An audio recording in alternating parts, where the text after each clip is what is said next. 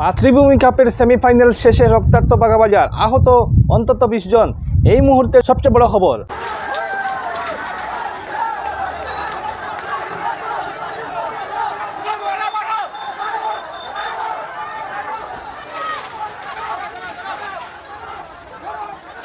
বাগাবাজারের football tournament সমর্থকদের উপর পাথরবাজি, একদল দুষ্কৃতীর, আহত অন্তত 20 জন। পাথরবাজির ফলে নিয়ন্ত্রণ হারিয়ে পাল্টি খেয়ে খেলোয়াড় ও সমর্থকদের ম্যাজিক ট্রাক। 20 জনের অধিক আহত, 2 জনের অবস্থা সংকটজনক।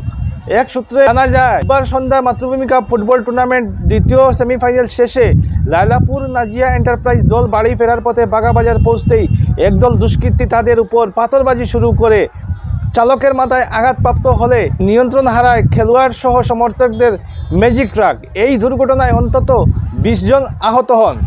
ম্যাজিক ট্রাকে থাকা নাজিয়া এন্টারপ্রাইজ লায়লাপুরের স্বত্বাধিকারী জসিমউদ্দিনের পা সম্পূর্ণ ভেঙে যায়।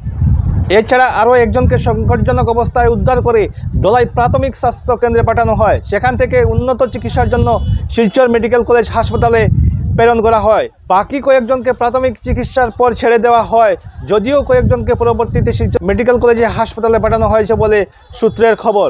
আরও জানা যায়, বাগাবাজার এলাকায় একটি দল মাতৃভূমি কাপের নাজিয়া এন্টারপ্রাইজের বিপরীতে খেলে 3 গোলে পরাজিত হয়।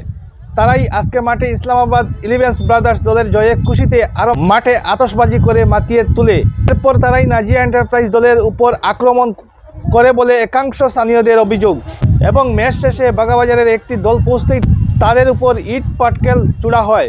ঘটনার খবরে ঘটনাস্থলে পৌঁছে দলাই পুলিশ এবং পরিস্থিতি নিয়ন্ত্রণে আসে, যদিও চাপা উত্তেজনা বিরাজ করছে এলাকায়। সংবাদ এখনকার মতো এখানেই। পরবর্তী খবরের জন্য চোখ রাখুন আমাদের পর্দায়।